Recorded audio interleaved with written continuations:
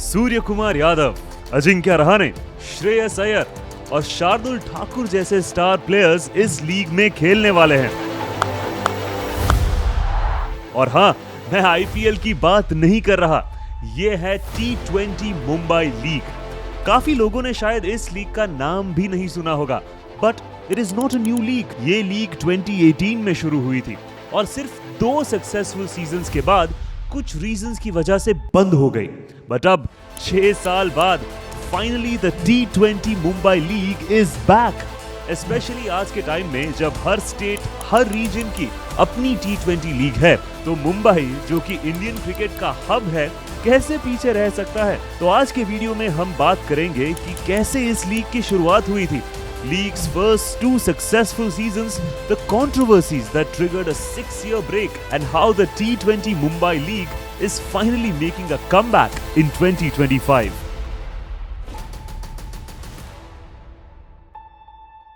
Mumbai cricket has always been different. Thoda raw, thoda street smart, but full of talent. And in 2018, Mumbai cricket association ने finally एक ऐसा step लिया जिसमें मुंबई के इस टैलेंट को प्रॉपर प्लेटफॉर्म मिलने वाला था।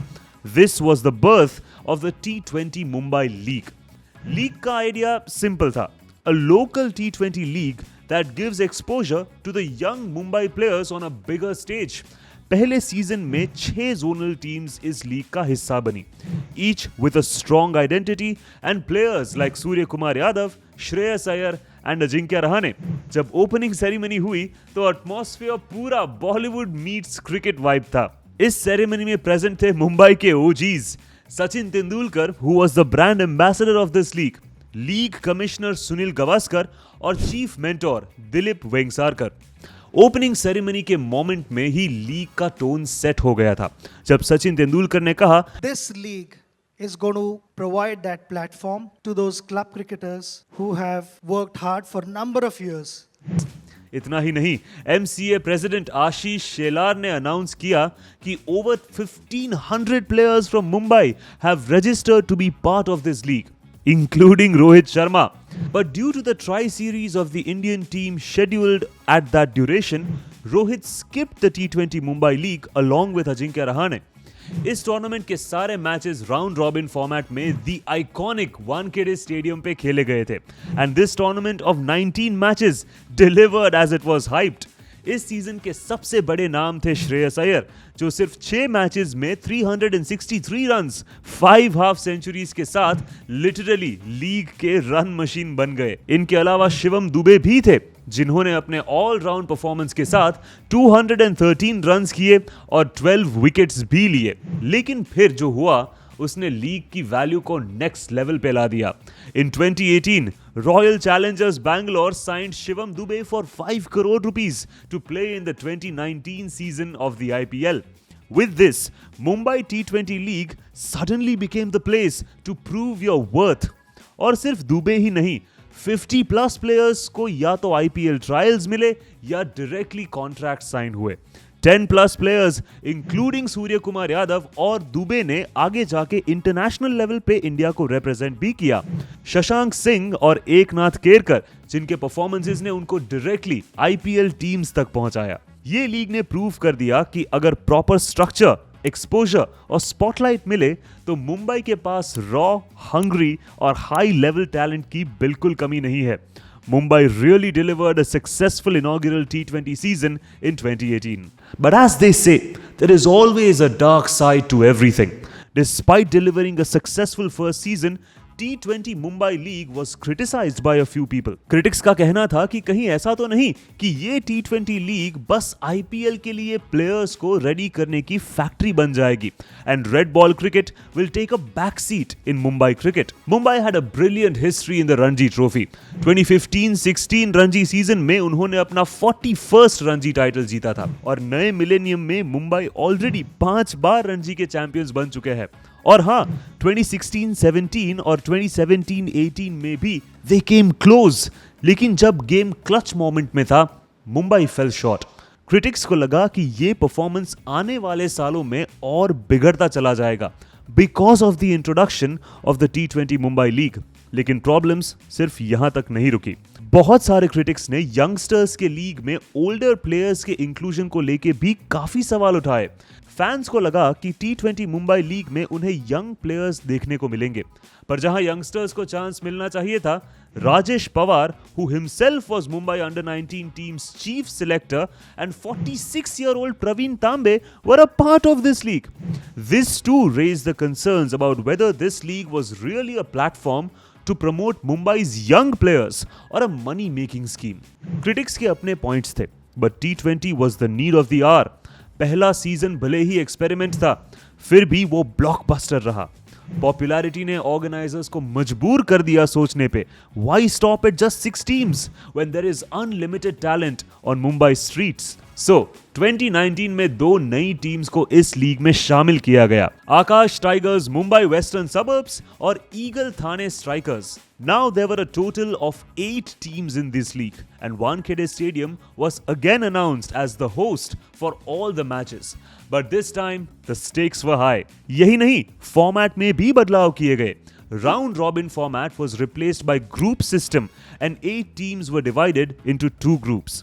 And as expected, 2019 ने 2018 की सीजन के सक्सेस को रिपीट किया, जिससे एक बात तो क्लियर हो गई कि T20 मुंबई लीग अब एक्सपेरिमेंट नहीं, एक लेजिट प्लेटफॉर्म बन चुका था। लेकिन फिर वही सवाल, अगर लीग इतनी सक्सेसफुल थी तो 2019 के बाद इसे रोक क्यों दिया गया? 2019 में T20 मुंबई लीग टॉप पर थी, लेकिन एक फिक्सिंग स्कैंडल ने सब हिला दिया।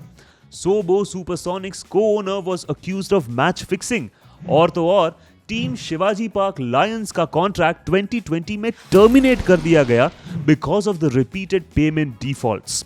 और इन्हीं सब चीजों ने T20 मुंबई लीग की रेपुटेशन पे सवाल उठा दिए।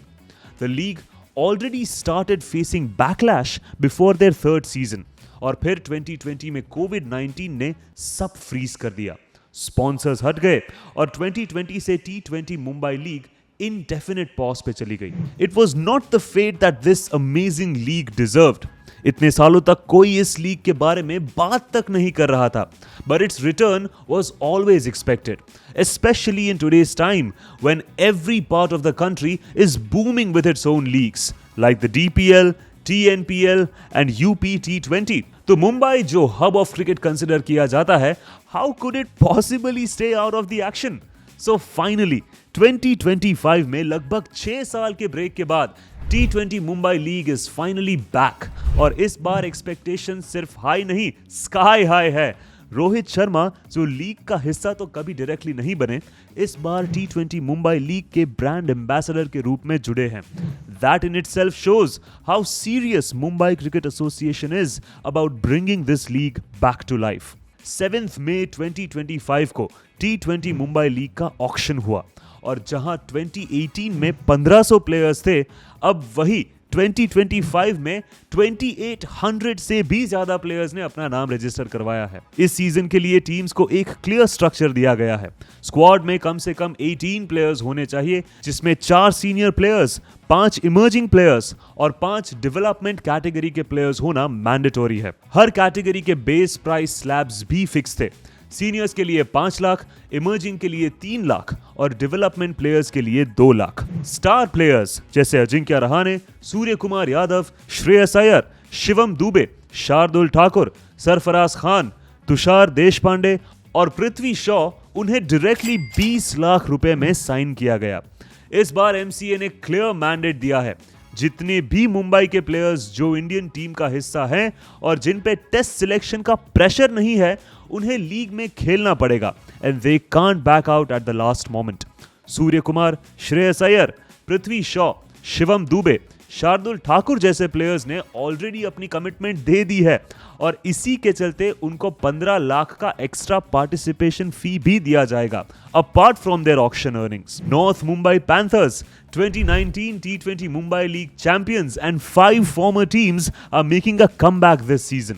लेकिन सिर्फ इतना ही नहीं, इस साल 2025 में 2 नई टीम्स भी ऐड हुई है, making this league even more interesting. Auction के दौरान भी एक्साइटमेंट क्लियर दिखाई दिया।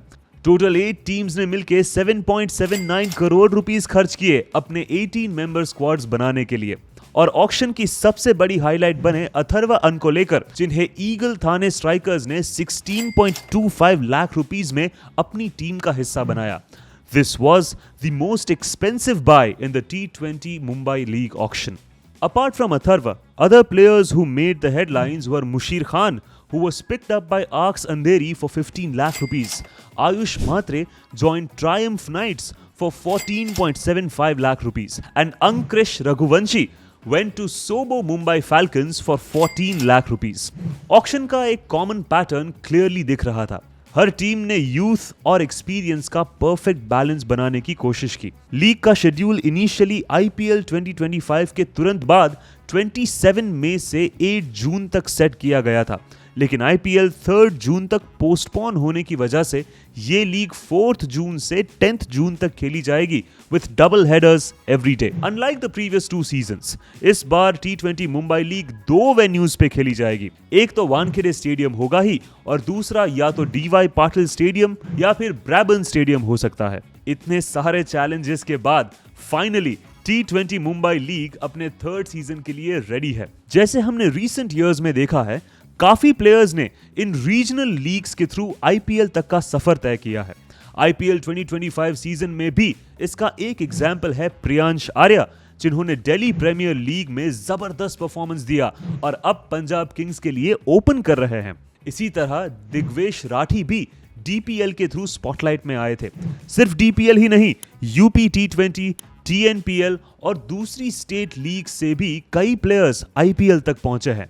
अगर हम इंडियन क्रिकेट की हिस्ट्री देखें, it is filled with legendary players from Mumbai, तो हम ये तो जरूर एक्सपेक्ट कर सकते हैं कि टी20 मुंबई लीग से भी हमें कई फ्यूचर स्टार्स आईपीएल में खेलते हुए देखने को मिले। So be ready for another star-studded and a youthful league and do not miss it, क्योंकि हो सकता है आप शायद एक फ्यूचर इंडियन स्टार की इनिशियल जर्नी मिस कर दे। This was all you need to know about the T20 Mumbai league. अगर आप मुंबई से हो तो comment down your favourite team, और अगर वीडियो अच्छा लगा हो तो इसे लाइक कीजिए and share it with your Mumbai cricket buddies. Thank you for watching and stay tuned for more such videos.